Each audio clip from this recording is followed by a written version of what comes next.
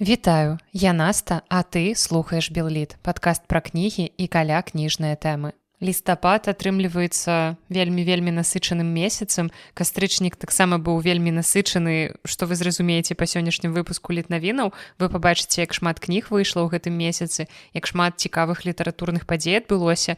І гэта толькі ўсё раскручваецца, не спрабуе нават спыняцца. Лістапад таксама будзе неверагодна насычаны. Прайшло толькі 6 дзён, а я ўжо адчуваю, наколькі ён будзе насычаны, бо разумею, колькі наперадзе літаратурных мерапрыемстваў, фестываляў, уручэнняў прэмій, то бок далей нас чакае яшчэ больш літаратурных навінаў. Я думаю, што выпуск за лістапад таксама будзе вельмі насычаны. Плюс таксама, калі звяртацца да нейкага майго жыцця, яно таксама даволі насычанае ў гэтым месяцы, таму што у лістападзе ў мяне атрымаецца хіба найбольшая колькасць канцэртаў. Пакуль што максімум канцэртаў, на якія я хадзіла, колькасць канцэртаў за адзін месяц была 2 канцэрты, і ўсяго пакуль што за гэты год я наведала іх ужо 8. Ну а ў лістападзе у мяне ўжо ёсць квіткі на 5 канцэртаў. І гэта тыя канцэрты, на якія я дакладна пайду. Ёсць яшчэ 3, якія пад пытаннем, але на іх я хутчэй за ўсё і не пайду, бо не атрымаецца трапіць, няма магчымасці. Але вось на 5 я пайду дакладна, і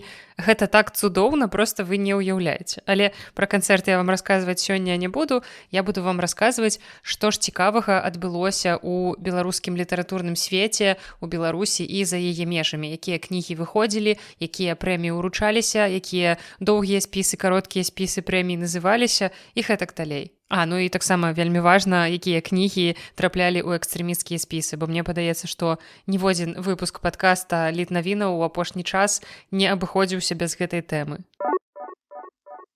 І пачынаем мы 157 выпуск з навінак беларускага кнігавыдання. Выдавецтва «Папуры» выпусціла асобнае выданне ў мяккай вокладцы 3 знакамітых твораў класіка беларускай літаратуры Васіля Быкава. Гэта аповесці «Пакахай мяне, салдацік», «Сотнікаў» і «Альпійская балада». Выданне таксама ўключаюць зноскі і каментарыі, і гэтыя кнігі ўжо можна знайсці ў беларускіх кнігарнях і на інтэрнэт-пляцоўках. Спасылкі, як заўжды, я пакіну ў апісанні да выпуска. Таксама выдавецтва «Папуры» прадставіла новую серыю кардонных кніжак для самых маленькіх чытачоў. Выданні, разлічаныя на дзяцей ва ўзросце ад 1 да 3 гадоў, прысвечаны жывёлам і цікавым куткам нашай планеты. Унутры кніг вас чакаюць вершаваныя загадкі пра розных жывёл, птушак, рыб і насекомых, таксама 10 вялікіх клапанаў акенцаў, за якімі хаваюцца героі кніг, трывалае кардоннае выкананне, зручнае для маленькіх рук, гульнявая форма навучання, развіццё маўлення, увагі, памяці і дробнай маторыкі. Усе гэтыя кнігі, напрыклад, можна купіць у кнігарні «Кніжная шафа». Кнігі маюць назвы «Хто хаваецца ў Афрыцы», «Хто хаваецца ў лесе», «Хто хаваецца ў моры», «Хто хаваецца ў траве» і «Хто хаваецца на ферме».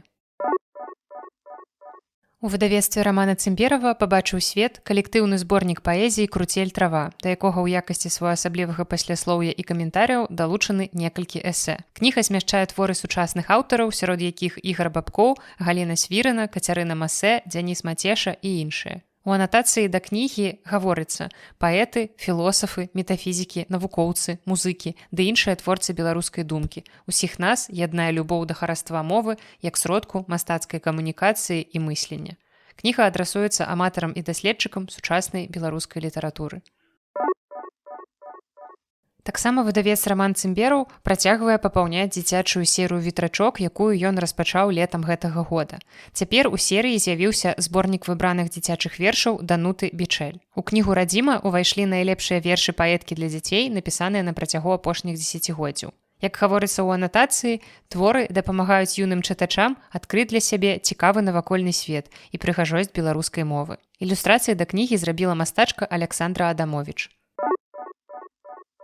І гэта не адзіная навінка ў серыі ветрачок. Таксама сярод нядаўніх навінак зборнік вершаў паэта і перакладчыка Алега Мінкіна пад назвай «Зарапат». У гэтым выданні, праілюстраваным Кацярынай Мельнікавай, паэтычна ўвасабляюцца беларускія міфалагічныя істоты, ажывае свет раслін і жывёл, а таксама апяваецца традыцыйны беларускі каляндар. Ну а 7-й па ліку навінкай у гэтай дзіцячай серыі стала кніга Сяржука Сокалава пад назвай «Усмешка». Гэтае выданне – гэта вершаваны калейдаскоп, поўны запамінальных пачуццяў, гумару і назіранняў аўтара. Кнігу праілюстравала мастачка Валерыя Лукашык. Будзе шмат навінак гэтай серыі, і яшчэ адна гэта кніга «Атаман-барабан» Уладзіміра Ягоўдзіка. Згодна з анатацыяй у выданні прадстаўлены дасціпныя апавяданні пра свойскіх жывёл, якія жывуць побач з людзьмі. Кожная істота цікавая, мае свой уласны нораў і патрабуе спагады і дабрыні чалавека. Кнігу праілюстравала мастачка Любоў Максімова. Таксама ў выдавецтве Рамана Цымберава пабачыла свет новая кніга ў серыі паэты планеты, дзе прадстаўлены скарбы сусветнай і беларускай паэзіі. Цяпер серыя папоўнілася выданнем «Выбраная» паэта, перакладчыка, выдаўца і філолага Кастуся Цвіркі, які летась адзначыў 90-годдзе. Ізноў навінка выдаўца Рамана Цымберава, які выпусціў новы том з перакладамі старажытнай літаратуры на беларускую мову. У кнігу Гесіёда ўвайшлі творы «Паходжанне багоў» Тэагонія і «Працы і дні» у перакладзе Лявона Баршчэўскага. Гэтае выданне папоўніла серыю важных перакладаў сусветнай літаратуры, большасць з якіх друкавалася ўпершыню, сярод якіх раней з'явіліся, напрыклад, Іліяда Гамера, Энеіда Вергілія, эпас пра Гільгамеша і іншыя. Ну а гэтая кніга таксама ўключае слова ад перакладчыка, міфалагічны слоўнік і грунтоўны артыкул польскага даследчыка 19 стагоддзя Казіміра Кашэўскага пад назвай «Гесіёд і яго паэмы». Ну а ў нашым выдавецтве выйшла новая кніга Макара, якая называецца «Ніці». Гэта гісторыя маладога настаўніка, які па размеркаванні трапляе ў вёску Крупа, дзе знікаюць нябожчыкі. А як яны знікаюць, куды яны знікаюць і навошта яны знікаюць, гэта вы ўжо даведаецеся самі, калі гэтую кнігу прачытаеце. Ну а для паглыблення чытацкага досведу спявачка Анастасія Рыдлеўская стварыла песню «Заклён» пад назвай «Ой да ночы», якая была натхнёная радком з кнігі. Песню гэтую вы ўжо можаце паслухаць, ну і таксама кніга Макара зноў выйшла з неверагодным буктрэйлерам, які вы можаце пабачыць у садсетках выдавецтва. Ну і таксама на правах рэкламы тут будзе інфармацыя пра тое, што мы з Макарам цяпер таксама робім разам падкаст. Падкаст называецца «З чаго пачаць», і ў ім мы, два чалавекі з розных пакаленняў, з рознымі інтарэсамі, з розным светапоглядам абмяркоўваем проста літаральна ўсё. На кожную тэму у нас ёсць сваё кампетэнтнае меркаванне ад музыкі і літаратуры да ежы і спорту. Мы расказваем пра ўласны досвед, дзелімся нейкімі асабістымі гісторыямі, часам трошачкі спрачаемся, паколькі ўсё ж такі мы даволі розныя людзі, але тым не менш, мне здаецца, што слухаць гэта даволі цікава, таму калі вам падабаецца падобны фармат падкастаў, то запрашаю паслухаць падкаст «З чаго пачаць». Спасылка на падкаст будзе ў апісанні да выпуска, і акурат у апошнім выпуску мы з Макарам крыху абмеркавалі і яго новую кнігу. А яшчэ ў нашым выдавецтве нарэшце выйшла «Дзюна» Фрэнка Герберта ў перакладзе Ігара Кулікова. Гэта культавы навукова-фантастычны раман амерыканскага пісьменніка, які справядліва лічыцца адным з найвялікшых твораў гісторыі сусветнай фантастыкі. Упершыню апублікаваны ў 1965 годзе твор адразу заваяваў прызнанне як чытачоў, так і крытыкаў. Ён нават станавіўся двойчы лаўрэатам, ну то бок не двойчы, а лаўрэатам дзвюх самых прэстыжных жанравых узнагарод. Гэта прэмія Хьюга і прэмія Небюла. Выдавецкая серыя фонда «Камунікат.орг» папоўнілася новай кнігай Александра Лукашука «Гульня ў Освальда», жанр якой аўтар вызначае як квест. Квест азначае доўгія і складаныя пошукі таго, што цяжка знайсці або дасягнуць, напрыклад, шчасця ці праўды. І ў кнізе перад намі паўстае гісторыя Лі Харві Освальда, таго самага забойцы, меркаванага забойцы прэзідэнта Кеннеді. І гэтая гісторыя Освальда ў Мінску праз прызму дакументаў КДБ Беларусі і камісіі Уоррена ЗША. Таксама там будуць успаміны сяброў і жонкі, і таксама варыяцыі літаратуры, геймінгу і нават ліпідаптералогіі. Ілюстрацыі падрыхтаваны на аснове матэрыялаў Нацыянальнага архіва ЗША, архіва камісіі прэзідэнта па расследаванні забойства Кеннеді, беларускага дзяржаўнага архіва кіна-фота-фонадакументаў, радыёсвабода, адкрытых публічных крыніц і аўтарскіх здымкаў. І цікава, што раней у Лукашука ўжо выходзіла кніга «След матылька Освальд у Менску». Гэта вельмі захапляльны нон-фікшн, вельмі люблю гэтую кніжку, нават перачытвала яе, то бок чытала 2 разы, ну і з назвы зразумела, пра што ў кнізе вядзецца гаворка.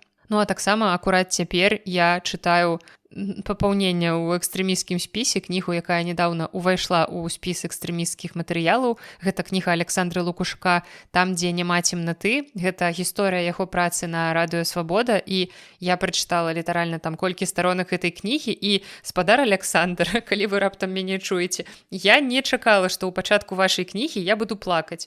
Я ехала у цягніку, чытала гэтую кнігу, і ад першых старонак, ад тых эпізодаў, якія там апісваюцца, у мяне літаральна пачалі слёзы на вочы наварочвацца. Але насамрэч, пакуль што я ў вялікім захапленні ад кнігі, як заўжды, стыль Лукашука — гэта тое, што захапляе, тое, што мяне захапляла і ў папярэдніх яго кнігах, якія я чытала, і тыя гісторыі, якія ён расказвае, гэта сапраўды цікавыя рэчы, гісторыі ягонай працы на свабодзе. Там вельмі шмат нейкіх цікавых такіх унутраных момантаў, трошкі такі бэкстэйдж працы радыё. І гэта вельмі цікава, плюс гэта апісана яшчэ цікавай прыгожай мовай, адметным аўтарскім стылем, то бок пакуль што я ў абсалютным захапленні, я думаю, што да канца гэтая кніга не збавіць тэмпу, і я, у прынцыпе, атрымаю яшчэ аднаго фаварыта прэміі Гідроіце, таму што, як вы памятаеце, зараз я дачытваю акурат тыя кнігі, якія не дачытала да прэміі Гідроіце, тыя, што трапілі ў кароткі спіс. І вось мне акурат заставаліся Дубавец і Лукашук. Дубаўца я дачытала сёння кнігу «Занзібар», і яна ў мяне не выбілася ў фаварыты, але гэта таксама цікавая, добрая кніга, кніга ўспамінаў, мемуары Дубаўца, якія ён пісаў на Занзібары. Ну і вось другая кніга, якая магла перабіць у маіх фаварытах Югасю, гэта кніга Лукашука, і пакуль што, ведаеце, у яе насамрэч ёсць усе шансы. Хаця, зноў жа, тут паўстае пытанне таго, што як няпроста мне думаць пра прэмію Гідроіце ў тым кантэксце, што змагаюцца настолькі розныя кнігі. І ладна, калі б гэта былі мастацкія розныя кнігі, то бок мастацкая кніга якая-небудзь гумарыстычная, нейкі забаўны вясёлы дэтэктыў, і там нейкая сур'ёзная кніга, якая апісвае, не ведаю, Халакост ці праблемы габрэяў у Беларусі. Ну, то бок кнігі на сур'ёзныя такія тэмы, якія ты проста не можаш успрымаць неглыбока. І вось я разумею змаганне паміж такімі кнігамі, калі яны мастацкія, але я абсалютна не разумею змаганне паміж кнігай мастацкай, у якой, у прынцыпе, усё выдуманае, як у кнізе Югасі Каляды, яшчэ і з фантастычным складнікам перамены целамі. І як яна можа спаборнічаць з кнігай Александры Лукашука, у якой расказваецца пра радыё «Свабода», якое так шмат добрага зрабіла для таго, каб даносіць навіны да беларусаў. І гэта кніга пра рэальных людзей, пра гісторыі, лёсы рэальных людзей, некаторыя з якіх цяпер знаходзяцца за кратамі. І гэта сапраўдная гісторыя. І як яна можа супернічаць, нават такое слово, мне вельмі цяжка яго ўжываць, як яна можа канкурыраваць, супернічаць з кнігай, якая выдуманая. Ну, то бок, трошкі, вось ведаеце, у маёй галаве гэта не да канца укладваецца, і таму мне падаецца, што ўсё ж такі варта, каб у нас была б якая-небудзь літаратурная прэмія, якая ўручаецца менавіта за мастацкую літаратуру. Падаецца, я ўжо нават у падкасці неаднаразова гэтую тэму згадвала, каб мастацкія кнігі, звычайныя мастацкія кнігі, звычайныя не ў нейкім негатыўным сэнсе, каб яны маглі спаборнічаць паміж сабой, бо для літаратуры у жанры нон-фікшн, для мемуарнай літаратуры у нас ёсць асобныя прэміі. У нас ёсць прэмія Адамовіча, напрыклад, у нас ёсць прэмія за гістарычную літаратуру нон-фікшн. І як быццам бы ў іх шмат прэмій, а ў мастацкай літаратуры, як быццам бы, калі гэта дарослая літаратура, прэмія толькі адна, і яны тут вымушаныя яшчэ супернічаць з творамі з абсалютна іншай катэгорыі. Карацей, тут ёсць шмат над чым падумаць, але вось пачала я з Александры Лукашука, ім жа і скончу. Кніга Александры Лукашука «Гульня ў Освальда» ў продажы на камунікацыя, спасылка ў апісанні да выпуска. У выдавецтве «Хохрот Мінск» выйшла адразу дзве паэтычныя навінкі, і першая — гэта зборнік паэзіі Ганны Янкуты пад назвай «Надзейны сродак ад прывіду».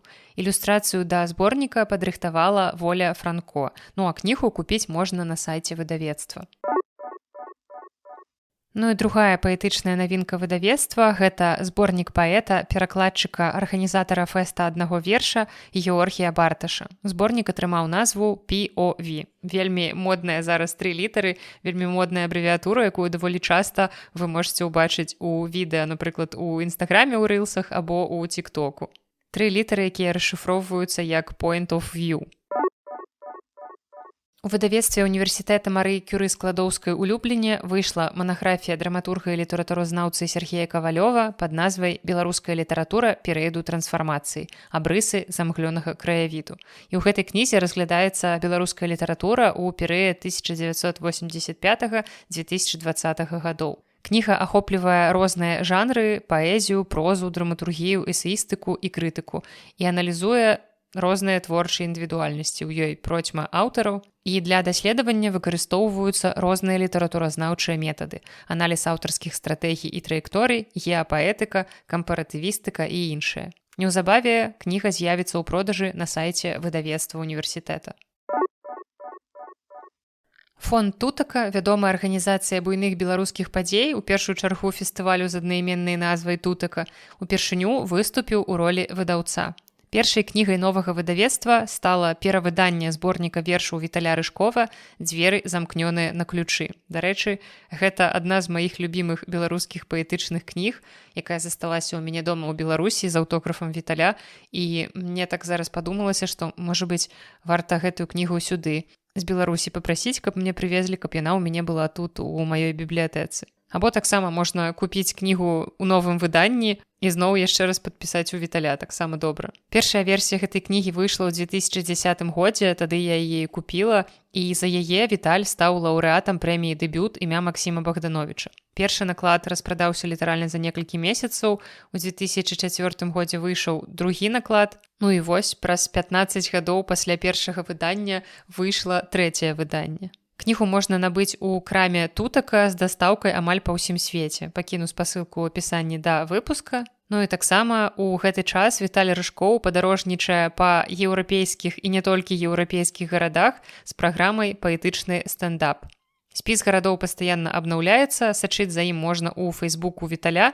Я пакіну вам таксама спасылку ў апісанні да выпуска. Ну а цяпер пераходзім да навін. Пачынаем з беларускіх навін і пачынаем мы, як я ўжо казала, з папаўнення экстрэмісцкіх спісаў. Рэспубліканскі спіс экстрэмісцкіх матэрыялаў нядаўна папоўніўся 2 кнігамі Валерыя Гапеева. Гэта «Вольнеры пра 200» і «Вольнеры бясконцы дзень». Адпаведнае рашэнне 29 верасня прыняў суд Кастрычніцкага раёна горада Мінска, паведамляе пра гэта «Вясна». Серыя «Вольнеры» — гэта фантазійна-прыгодніцкія гісторыі пра старшакласнікаў адной мінскай школы, створаныя па матывах беларускай міфалогіі. Кнігі выйшлі ў нас у выдавецтве Янушкевіч. І людзі часам, калі бачаць, што ў нас у кнігарні вісіць такая спецыяльная манжэта жоўценькая пра тое, што гэтая кніга у спісе экстрэмісцкім знаходзіцца, што яна забароненая, яны здзіўлена пытаюцца, а чаму? Гэта ж падлеткавая літаратура, ну для іх это проста дзіцячая кніга. Што небяспечнага можа быць у дзіцячай кнізе. І насамрэч, я пасля гэтага пытання звычайна даю людзям пачытаць пачатак анатацыі да другой кнігі. Вось у мяне тут ёсць кніга, зараз я яе вазьму і вам таксама прачытаю. Толькі 7 сяброў разумеюць, у якую багну ілжы абрынулася іх краіна, пад якім аўтакратычным прэсам і ў якой імгле гідкай прапаганды жывуць людзі. Гэтая 7 помняць. Краіна некалі была іншай. І толькі 7 ведаюць, што ў іх ёсць адзіны шанс вярнуць былую волю, былую праўду і былое шчасце. Думаю, што пасля гэтага ў вас ужо няма пытанняў, чаму гэтая кніга ўнесена ў спіс экстрэмісцкіх, але, ў прынцыпе, гэта не апраўдвае ўсяго абсурду сітуацыі. Ну і пасля гэтага папаўнення адбылося яшчэ адно. Міністэрства інфармацыі пашырыла спіс экстрэмісцкіх матэрыялаў больш як на 30 сторонак. Туды ўвайшлі сайт і соцсеткі інтэрнэт-бібліятэкі «Камунікат», 2 кнігі Валянціна Акудовіча, 2 кнігі Сашы Філіпенкі, а таксама дзясяткі контркультурных твораў, якія сталі класікай сусветнай літаратуры. І спойлер, гэта тыя кнігі, на якіх я расла, на якіх часткова фарміраваўся мой літаратурны густ, што, ў прынцыпе, добра пра мяне не гаворыць насамрэч. Сярод заходніх аўтараў у спіс трапілі раман Уільяма Бэроўза «Голы сняданак», твор заснавальніка гонза журналістыкі Хантера Томпсона «Страх і агіда ў Лас-Вегасе», а таксама амаль увесь творчы даробак сучаснага шатландскага пісьменніка і сцэнарыста Ірвіна Уэлша, які вам вядомы хутчэй за ўсё экранізацыі рамана «Трэйнспоттінг». Ну, а сярод беларускіх кніг у спісе кніга, напрыклад, філосафа Валянціна Акудовіча «Код адсутнасці».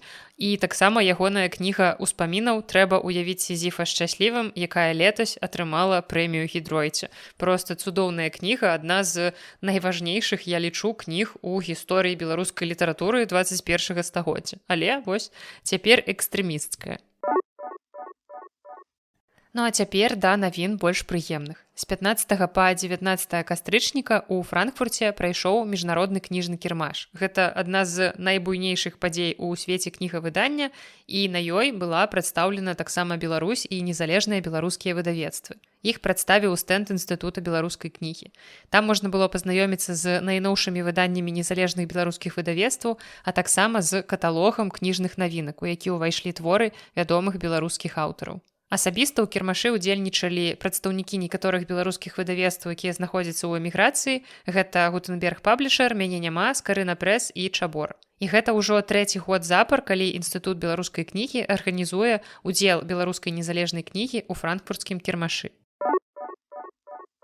Цяпер да навін беларускіх літаратурных прэмій. Ужо зусім хутка мы даведаемся, хто ж стане сёлетнім лаўрэатам прэміі Гідройце. 15 лістапада ў Гданьску у Еўрапейскім цэнтры салідарнасці адбудзецца урачыстая цырымонія абвяшчэння вынікаў і ўзнагароджання лаўрэатаў прэміі імя Ежы Гідройце. На працягу дня вас чакае вельмі насычаная праграма, там будуць і сустрэчы з аўтарамі, і дыскусіі, і кніжны кірмаш, і таксама выстава кніг, забароненых у Беларусі. Сёння мы шмат гаворым на гэтую тэму забароненых кніг. І вось прыкладна праз тыдзень, акурат перад уручэннем, вас чакае вялікі выпуск падкаста, які будзе прысвечаны прэміі. Вось я акурат дачытваю, як я ўжо сказала, сёлетніх апошніх намінантаў. Ну а патронаў на Патрыоне будзе чакаць яшчэ таксама дадатковы выпуск. Гэта чытацкі дзённік па кнізе «Занзібар». Ну а з усімі гданьскімі мы сустрэнемся 15 лістапада на ўручэнні прэміі. Мы там будзем выдавецтвам прадаваць свае кнігі, таму з 12 гадзіны да 9 гадзіны вечара завітвайце на кірмаш у межах уручэння прэмій. Ну а спасылку на поўны расклад мерапрыемстваў пакідаю ў апісанні да выпуска. Ну, яшчэ адзін польскі горад, акрамя Гданьска, дзе мы хутка з вамі сустрэнемся, гэта Познань. Вось ужо літаральна заўтра, 7 лістапада, пачынаецца фестываль «Прадмова». З 7 па 9 лістапада фестываль інтэлектуальнай кнігі пройдзе ў Познані. Гэта ўжо 3-й горад у межах гэтага фестывалю. Я вам пакіну спасылку на праграму познаньскай прадмовы. Там таксама будзе шмат цікавых мерапрыемстваў і ў тым ліку уручэння яшчэ адной беларускай літаратурнай прэміі.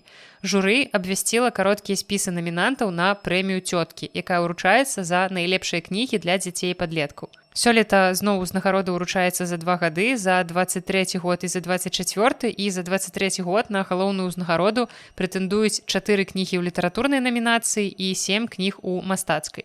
А ў 24 годзе, адпаведна, 5 выданняў у літаратурнай намінацыі і 6 выданняў у мастацкай намінацыі. І цікава, я сёння зірнула, што ў літаратурнай намінацыі толькі адна кніга ў кожны год прадстаўлена іншым выдавецтвам. Усе астатнія кнігі гэта кнігі нашага выдавецтва Янушкевіч, і гэта вельмі прыемна. То бок у нас даволі вялікія, ў прынцыпе, шансы на перамогу што ў 23 годзе, што ў 24 у літаратурнай намінацыі. Так што чакаем вынікаў, падзялюся імі з вамі ўжо хутка. Ну а калі вы жывяце ў Познані ці збіраецеся ехаць на фестываль «Прадмова», то сустрэнемся з вамі на кніжным кірмашы. Мы таксама будзем там гандляваць сваімі кнігамі. Мы прыедзем у суботу раніцай і ў суботу і ў нядзелю будзем там прадаваць кнігі выдавецтва Янушкевіч. 25 кастрычніка ў Бельску-Падляскім у рамках фестывалю «Бардаўская восень» адбылася цырымонія ўзнагароджання прэміі Анім-Падыстава за найлепшую вокладку кнігі, выдадзеную ў 24 годзе. Прэмія была заснавана ў 2019 годзе, і яна адзначае найлепшыя дызайнерскія рашэнні ў афармленні кніжных вокладак. Сёлетнімі пераможцамі сталі Ігар Юхневіч і Маша Мароз за вокладку кнігі «Моя баба, директор морга» аўтаркі Голі з Аполя. Даволі цікавая кніга, не здзіўляйцеся назве, можаце зірнуць у апісанні да выпуска, як гэтая кніга выглядае, я пакідаю вам на яе спасылку. І фармулёўка падчас уручэння прэміі была такая: за выкшталцоны дызайн кнігі як арт-аб'екта, за паважлівае хуліганства, за вокладку, што не саромеецца быць адметнай. І калі вы хоць раз трымалі гэтую кнігу ў руках, у мяне яна ёсць у электронным фармаце, я купіла яе, Але я паглядзела на то, як яна выглядае ў ўжыўку, і ведаеце, тут не толькі вокладка арт-аб'ект. Уся гэтая кніга гэта арт-аб'ект. Візуальны складнік у яе проста 10 з 10, таму вельмі цікава, што там унутры. Зусім хутка буду чытаць сваю электронную копію. І спадзяюся, што літаратурны складнік у гэтай кнігі будзе дакладна не горшы за мастацкі. Сябры журы прэміі Шэрмана, якая адзначае найлепшыя пераклады, зацвердзілі доўгія спісы намінантаў. Сярод тых сяброў, дарэчы, ёсць і я. За 2023 год я у тым ліку нясу адказнасць за вынік, якую кнігу ў выніку мы абярэм пераможцай у розных намінацыях, то бок гэта будуць 3 кнігі.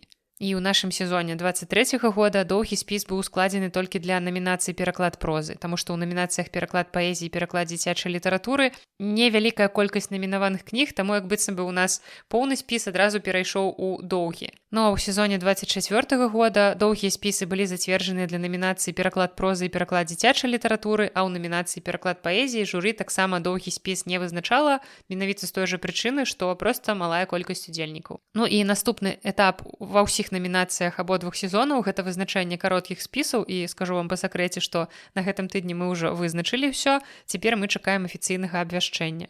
Ну а пераможца стане вядомы ўжо зусім хутка. У канцы месяца на варшаўскай прадмове адбудзецца ўзнагароджанне лаўрэатаў.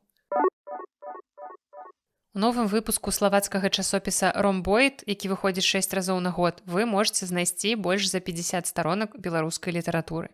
Да таго ж, вокладку гэтага часопіса упрыгожыў твар паэткі Насты Кудасавай. На старонках часопіса, які выдаецца Асацыяцыя славацкіх пісьменнікаў, амаль 20 беларусаў выступаюць у ролі аўтараў, крытыкаў, перакладчыкаў і суразмоўцаў. Раздзел «Час пустазелля. Беларуская літаратура пасля 20-го году» падрыхтавалі Сергей Сматрычэнка і Петр Мельчык. Ну а таксама ў нумары змешчаны пераклады паэзіі Насты Кудасавай, Дмітрыя Строцава, Артура Камароўскага, Анатолія Івашчанкі, Георгія Барташа, Ганны Комар, Марыі Бадзей, таксама ўрыўкі прозы Максіма Знака і Ганны Янкуты, артыкулы Ціхана Чарнікевіча, Андрэя Хадановіча і кароткія анкеты беларускіх паэтак і выдаўцоў. Ну а цяпер пераходзім да літаратурных навін свету. Нядаўна ў кітайскім горадзе Сяньян адкрыўся рэстаран, дзе шэф-кухары выступаюць у ролі зладзеяў з кітайскіх раманаў. Яны гатуюць стравы, выкарыстоўваючы тэхнікі кунг-фу. Інтэр'ер рэстарана аформлены ў стылі садоў старажытнага Кітая, і акрамя таго, некаторыя супрацоўнікі заўсёды апранаюць касцюмы з легенды пра герояў Кондара, папулярнага ў Кітаі рамана пра баявое мастацтва. Уладальнікі установы ператварылі гатаванне ежы ў сапраўдны перформанс. Аказваецца, што ўсе супрацоўнікі раней атрымалі тэатральную адукацыю. Пасля працы на кухні яны часам выступаюць на сцэне рэстарана. Далей навіна толькі ўскосна звязаная з літаратурай, але яна мне вельмі спадабалася. Нобелеўскую прэмію па хіміі сёлета атрымалі 3 навукоўцаў, якія стварылі рэвалюцыйныя порыстыя матэрыялы. Мяркуючы па ўсім, адкрыццё Сусуму Кітагава, Рычарда Робсана і Амара Яхі гэта сапраўды нешта магічнае. Старшыня Нобелеўскага камітэта параўнаў матэрыялы з сумачкай Герміёны з кнігі «Гары Потэр і дары смерці». І распрацоўка навукоўцаў можа быць выкарыстана ў самых розных галінах. Бо інавацыйныя порыстыя матэрыялы, якія яны вынайшлі, яны умеюць здабываць ваду з паветра ў пустыні, улоўліваць вуглекіслы газ і выдаляць з вады таксіны. Апісваючы прыроду матэрыялаў, прафесар Хайнер Лінк, старшыня Нобелеўскага камітэта па хіміі, нездарма ўспомніў пра магічны прадмет сусвету Джоан Роўлінг. І калі вы памятаеце, юная чараўніца выкарыстала заклён, каб яе маленькая сумачка змагла змяшчаць у сябе вельмі шмат рэчаў. І аказваецца, што ў малых колькасцях вось гэтыя новыя матэрыялы валодаюць прыкладна такімі ж уласцівасцямі. Мне падабаецца, што ў такой сур'ёзнай сітуацыі старшыня Нобелеўскага камітэта па хіміі выкарыстаў вось такое цікавае літаратурнае параўнанне. У сеціве з'явіліся першыя кадры серыяла «Уладар мух», прэм'ера якога запланаваная на 2026 год. Серыял паводле культавага рамана Уільяма Голдынга будзе складацца з 4 эпізодаў, і пакуль стваральнікі падзяліліся толькі першымі кадрамі экранізацыі. Вядома, што здымкі праходзілі ў Малайзіі, у масавых сцэнах здымаюцца каля 30 хлопчыкаў, а галоўныя ролі дасталіся пераважна дэбютантам. Праца над экранізацыяй вялася пры падтрымцы сям'і Голдынгаў, і, магчыма, таму шоуранеры прытрымаліся арыгінальнага сюжэту, і асабліва ніякіх зменаў у сюжэце не будзе. Падзеі разварочваюцца ў пачатку 50-х на безыменным ціхаакіянскім востраве, і кожны з 4 эпізодаў названы ў гонар ключавых персанажаў Ральфа, Пігі, Саймана і Джека. І, дарэчы, я акурат сёлета перачытвала гэты раман, не ведаю, чаму мне раптам захацелася яго перачытаць, хаця гэта не самая моя любімая антыутопія, шчыра кажучы. Але вось чамусьці захацелася перачытаць, хіба я дзесьці пачула штосьці, можа быць, у нейкім серыяле ці ў нейкай іншай кнізе шмат гаварылі пра гэтую кнігу, і таму я вырашыла, што трэба перачытаць, і вось цяпер цікава будзе паглядзець на экранізацыю. Нобелеўскую прэмію па літаратуры сёлета атрымаў венгерскі пісьменнік Ласла Краснахоркай, і я вучу вас вымаўляць гэтае прозвішча, таму што пасля таго, як была абвешчаная навіна пра ўручэнне гэтай прэміі, з правільным напісаннем справіліся не ўсе беларускія СМІ. Ён Ласла Краснахоркай. Гэта венгерскае прозвішча, якое мае 2 націскі, і таму ў другой частцы захоўваецца гэтая літара О. Я просто сустракала варыянты напісання праз Г, Краснагорка, я не ведаю, адкуль там бярэцца Г. Можа быць, яны думаюць, сапраўды гэтае прозвішча паходзіць ад краснай горкі, то бок чырвонай горкі, і, магчыма, таму, каб было бліжэй да беларускай мовы, яны зрабілі гэта праз Г, але, гэта венгерскае прозвішча, і там сапраўды няма ніякага гуку Г. Венгры так не вымаўляюць. Гэта Краснахоркай з націскам больш яўным на другое вось гэтае О, таму запомніце і вымаўляйце правільна. Акадэмікі ўручылі яму ўзнагароду з фармулёўкай за магутную і візіянерскую творчасць, якая сярод апакаліптычнага жаху зноў пацвярджае сілу мастацтва. Для Венгрыі гэта ўжо другі нобелеўскі лаўрэат па літаратуры. Дагэтуль нобелеўскім лаўрэатам станавіўся пісьменнік Імрэ Кертас. Яго кнігу «Страчаны лёс» можна прачытаць па-беларуску. Я вам пра яе ў адным з выпускаў падкаста расказвала. А вось новы нобелеўскі лаўрэат пакуль што на беларускую не перакладаўся. Я яго чытала па-англійску, і ён цудоўны, Краснахоркай вельмі няпросты для ўспрымання, і па-англійску для мяне гэта было вельмі галаваломна. Я не ўпэўненая, што у найбліжэйшы час пераклады на беларускую гэтага аўтара наогул з'явяцца, але мне вельмі хацелася. Проста, каб вы не чыталі гэтую кнігу па-руску, яго даволі шмат у рускіх перакладах, чытайце лепш па-англійску сапраўды, бо я разумею, што прачытаць па-венгерску нават я яшчэ абсалютна далёка не здольная. Я буду разумець літаральна асобныя словы, артыклі. Я баюся, што не ведаю, хіба ніколі не прачытаю яго ў арыгінале, але тым не менш будзем імкнуцца да гэтага. А зараз мы з вамі даведаемся, які пісьменнік заняў першае месца ў рэйтынгу самых забароненых аўтараў у школах ЗША. Маленькая падказка, гэтага аўтара я перакладала. І гэта Стывен Кінг. Паводле справаздачы за бягучы навучальны год у ЗША было зафіксавана больш за 6,8 тысяч выпадкаў канфіскацыі кніг з продажу. Часцей за ўсё гэта адбывалася ў Тэнесі, Тэхасе і Фларыдзе. На 3 штаты прыпадае 80% забарон. Творы Кінга падвергнулі цэнзуры 206 разоў, і асабліва ўвага тут надавалася яго кнігам «Супрацьстаянне» і «Кэры». Не ведаю, што ўжо так палохае іх у творах Стывена Кінга. Слова «палохае» ужыта мною тут наўмысна. І таксама адзначаецца, што пры гэтым найбольш забароненым творам стаў не нейкі там з твораў Кінга, а «Завадны апельсін» брытанскага пісьменніка Энтані Бёрджэса. Адна з маіх любімых кніг наогул у свеце, адна з маіх улюбёных экранізацый. Вельмі люблю «Завадны апельсін». Хацелася б, мабыць, калі-небудзь перакласці яго на беларускую. А далей пагаворым пра аўтара, імя якога я сёння ўжо згадвала ў сувязі з забаронай яго кнігі. Смерць пісьменніка Хантара Томпсана будзе разгледжана больш чым праз 20 гадоў. Жонка журналіста і пісьменніка звярнулася ў бюро расследаванняў штата Каларада з просьбай па-новаму зірнуць на гэтую справу пасля таго, як у 2005 годзе яго смерць была прызнаная самагубствам. Лічыцца, што ён скончыў жыццё самагубствам 20 лютага 2005 года ва ўзросце 67 гадоў, і хоць няма ніякіх новых доказаў, якія б сведчылі пра адваротнае, што гэта было не самагубства, усё роўна удава пісьменніка Аніта Томпсон звярнулася ў бюро расследаванняў Каларада і папрасіла правесці паўторнае расследаванне. Томпсон памёр у сваім доме ў Вудзі-Крык, штат Каларада, калі яго жонка размаўляла з ім па тэлефоне. Яго знайшоў сын. Хантар Томпсон застрэліўся, і вось гэтыя выхадныя падчас самагубства, вось у тыя выхадныя, у якія ён застрэліўся, у яго у гасцях былі сын нявестка і унук. Яны былі ў суседнім пакоі, калі пачулі, што адбыўся нейкі стрэл, але яны падумалі, што, магчыма, гэта проста кніга упала на падлогу, і яны працягнулі займацца сваімі справамі, не пайшлі правяраць, што там адбылося. Ну а ўжо пазней яны зайшлі ў пакой, і вось сын знайшоў свайго бацьку ў такім стане. Ну а жонка, якая ў момант смерці мужа была ў спартзале, яна размаўляла з мужам па тэлефоне, і вось у гэты момант ён скончыў жыццё самагубствам.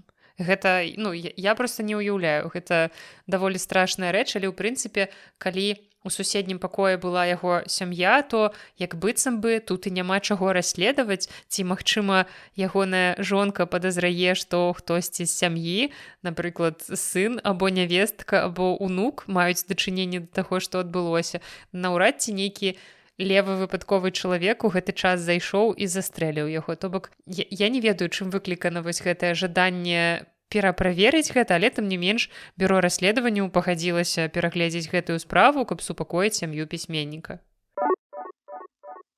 Вельмі значнае апавяданне Джека Керуака было знойдзена пасля аўкцыёну боса мафіі. Пачатак вельмі інтрыгуючы. Двухстаронкавы рукапісны тэкст 1957 года, падпісаны аўтарам, звязаны з яго класічным літаратурным творам эпохі бітнікаў «On the Road». Твор апісаны як страчаны раздзел кнігі, знайшлі пасля таго, як ён праляжаў у архівах забітага боса мафіі не менш за 40 гадоў. Двухстаронкавы машынапісны рукапісны тэкст, падпісаны Керуакам зялёнымі чарніламі, мае загаловак «The Holy Beat and Crazy Next Thing» і датаваны 15 красавіка 1957 года. Гэта за 5 месяцаў да таго, як быў апублікаваны твор «On the Road». Рукапіс знайшлі летась падчас утылізацыі рэчаў, якія належалі Полу Кастэлана, які ўзначальваў небяспечную злачынную сям'ю Гамбіна ў Нью-Йорку з 1976 года, пакуль ён не быў забіты ў перастрэлцы ў снежні 85-го. Невядома, як і калі Кастэлана набыў апавяданне Керуака, але цяпер яно можа быць апублікавана і людзі змогуць яго прачытаць. І абсалютна нечаканая навіна, у Лондане адкрыюць статую актрысы Рэне Зэлвегер у ролі Брыджыт Джонс. Гераіня, створаная пісьменніцай Хелен Філдинг, ролю якой у 4 экранізацыях сыграла Рэне Зэлвегер, будзе увекавечана ў бронзе на Лестер-сквер. Статую адкрыюць 17 лістапада, і яна далучыцца да шэрагу іншых статуй на Лестер-сквер, якія паказваюць ключавыя вобразы кіно. Таксама побач размешчаны 4 кінатэатры, праходзяць шматлікія прэм'еры з чырвонай дывановай дарожкай, таму зразумела, чаму было абрана менавіта такое месца. Ну а гераіня Брыджыт Джонс стала, як мне падаецца, ужо даволі культавай, хаця я не ўпэўнена, што гэта збольшага заслуга менавіта літаратурнага твора. Хутчэй за ўсё мне падаецца, што акурат папулярнасць гэтай гераіні і гэтай кнізе прынесла Рэне Зэлвегер, якая сыграла галоўную ролю ў экранізацыі. Уласна, сама экранізацыя прынесла папулярнасць гэтай кнізе. Бо кнігу я не чытала, у прынцыпе, здаецца, і не планую, ніколі не ўзнікала такога жадання, але тым не менш экранізацыю я бачыла, і гэта сапраўды даволі добрае кіно. І гэта ўсе цікавыя, паводле майго меркавання, зразумела, цікавыя літаратурныя навіны, якія адбыліся ў Беларусі і свеце за кастрычнік. Чакаем не менш насычаны лістапад, чакаем вынікі важных літаратурных прэмій у Беларусі, паглядзім таксама, што цікавага адбудзецца ў лістападзе ў свеце. І спадзяюся, што нас чакае таксама вялікая колькасць цікавых кніг, якія выйдуць у гэтым месяцы. Прынамсі, у нашым выдавецтве ўжо вось акурат сёння, 6 лістапада, з'явілася адна навіначка, пра якую мы пагаворым з вамі трошкі пазней. Ну і спадзяюся, што астатнія выдавецтвы таксама шмат чым новенькім нас парадуюць. Ну а на сёння гэта ўсё. З вамі была Наста і падкаст «Белліт». Да сустрэчы!